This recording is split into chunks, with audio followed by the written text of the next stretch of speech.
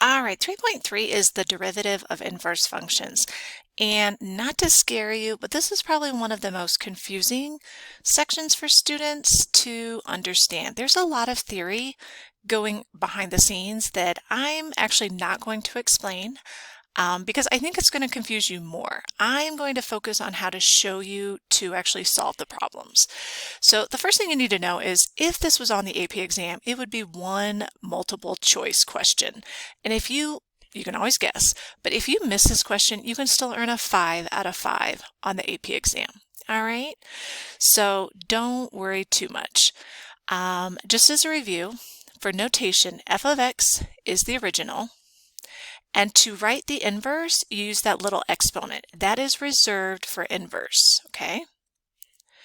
The background on finding the inverse, because it's probably been a few years, is you always switch x and y, and then you solve for y.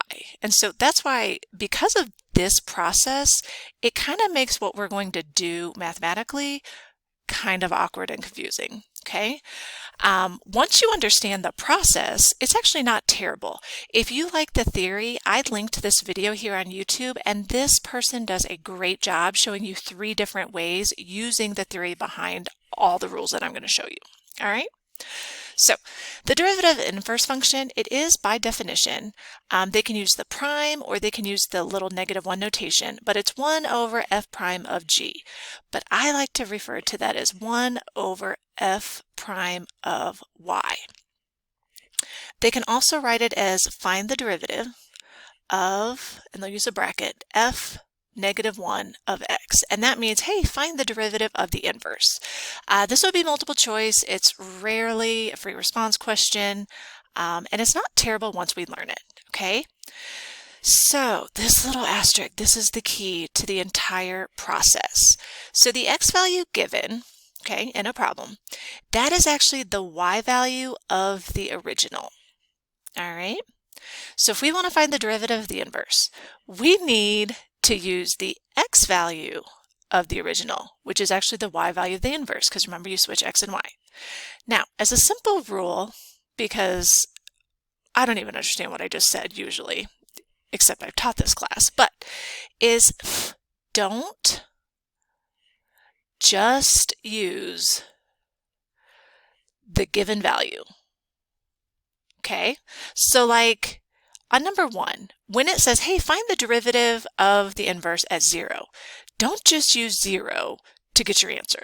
It's got to be a little bit more complicated than that, okay? You might not know what to do, but plug in 0 and cross that answer out, if that helps you. All right, so let's learn how to actually really do it. Now, on a question, because these are inverse functions, there are domain restrictions. You don't have to worry about that, but when they give you information like that, that's because of the domain. So I tell students, hey, ignore that until you need to use it for answers. All right?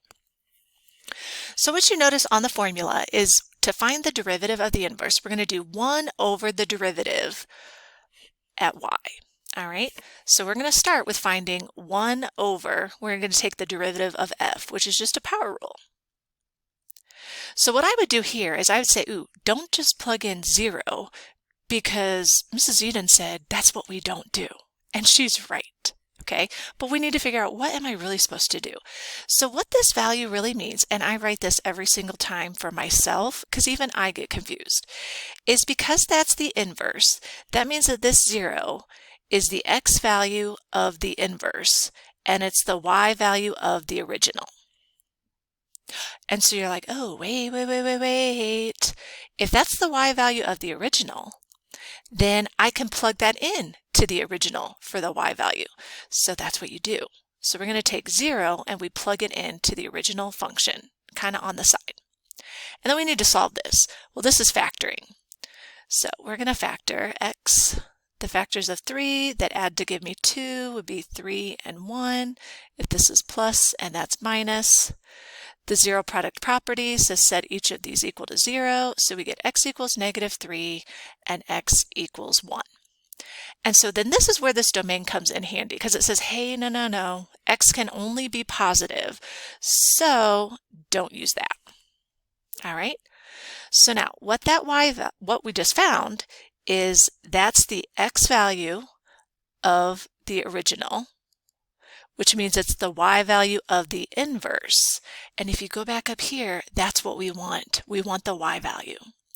So I'm actually going to find it's 1 over f prime of 1.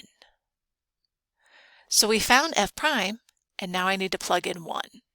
So we get 1 over 2 plus 2 is 4, and that's the value of the derivative of the inverse. Got it? No? Okay, let's try another one. All right, so example 2, same thing. We're like, oh, they give us a function. Here's this inverse thing. Oh my gosh, I forgot what this means. Write it down. So that means that's the x of the inverse, the y value of the original. So I'm even going to wait to do that derivative. So I'm going to take 2, and I'm going to set it equal to this. Now, you would not be given a calculator to solve this, so we don't solve cubes. We don't factor those. And so sometimes the AP does this. What they really want you to do is guess and check. All right, so I'm going to call this guess and check. And you usually want to try things like -1, 0, and 1. It won't be fractions. They're not that mean to you, I promise. Calculus is hard enough. So I'm going to try to see if I plug in 1, will this be true? And I try 0 really. So 0, 0, -1, nope. So then I try 1. Well, I'd get 1 plus 2 is 3, 3 minus 1 is 2. And so 1 works. I know you say, do we really guess and check in calculus? And the answer is, on this section, yes. I know, why make it harder? I don't know. All right, so x equals 1. And so that is the x value of the original, which is the y value of the inverse. So if I want to find the derivative, I do 1 over the derivative. And then I want to plug in that 1. So 1 over 5. Okay, not too terrible if you're catching on. Will it get harder? Well, they might change the way the question looks. So they give you the function, they have to, and then they say, hey, find the derivative of the inverse when x equals 6. So it's kind of like they did this. So remember, that is the x of the inverse, which is the y of the original. And is it always going to work like this? Yes. Okay, so 6 equals same thing. This is pretty tricky to solve. So you try your guess and check. So, well, we can't have 0 because that would be undefined. 1 minus 4, no. I'm going to try 2. So if x equals 2, I would get 2 cubed, which is 8. 8 minus 4 over 2, which is 2. 8 minus 2 is 6. So x does equal 2. So that is the x of the original, the y value of the inverse. So to do my derivative, I'm going to rewrite this though. So that's the original. So x cubed minus, I like to do power rules. So 1 over f prime, so 3x squared, and then we do a power rule. So plus 4x to the negative 2. And I'm even going to rewrite that because I'm going to plug in a number. And I don't care that I have a fraction and a fraction because I'm going to plug in 2. So if I plug in 2, we get 1 over, I know I'm running out of room. 2 squared is 4. 4 times 3 is 12. 4 over 2 squared is 4, so 1. So I get 1 over 13. See, calculus doesn't always have to be neat, but if you circle your answer, then I know where it is. All right, let's try example 4. I know I'm on a roll. So they might say this. They might say, hey, what's this g? They said, hey, let g be the inverse. So then when we tell you to take the derivative, it doesn't look so complicated. But this means the same thing. So remember, that is the x of the inverse, which is the y of the original. So 10 equals 4 over x plus 2. Now you can guess or check, but this I can actually solve. So I'm going to subtract 2. And then if I make this a fraction, I can flip both sides. So 1 over 8 equals x over 4, and then I multiply by 4. So x equals 4 over 8, which is 1/2. If you can solve it, then they can give you a fraction answer. So remember, that is the y value of the inverse. So same thing, I'm going to change this original function into a power so I can take its derivative. So our derivative is negative 4x to the negative 2, which is negative 4 over x squared. So our derivative is 1 over negative 4 over x squared, and I want to plug in 1/2. This is a lot of math. So 1 over negative 4 over 1/2 squared is 1/4. Remember, when you divide by a fraction, you multiply by the reciprocal. So we get 1 over negative 16.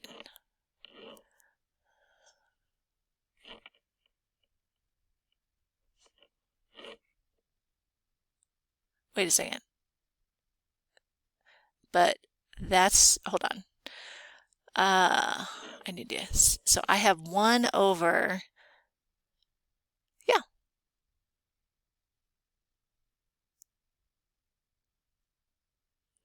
Trying to make sure that's an equals. Sorry.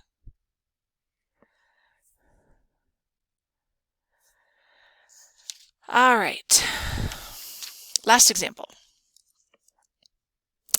This time they might use with a table, or they just give you values. So what you notice is I want the derivative, and so keep this in mind. That is the x of the inverse, which is the y of the original.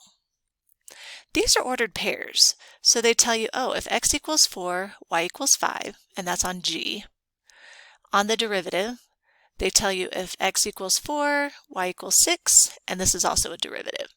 If x equals 5, y equals 8. So when I want to do my derivative, I want 1 over g prime of y. But I need to figure out what y value that I want. So we know, I'm going to use it over here. We know that 5 is the x value of the inverse and the y value of the original. So if y is 5 on the original, that means that x is 4. So we know that x equals 4 on the original, which means that's the y value of the inverse. So I want 1 over g prime of 4. And so that's g prime of 5, that's g prime of 4.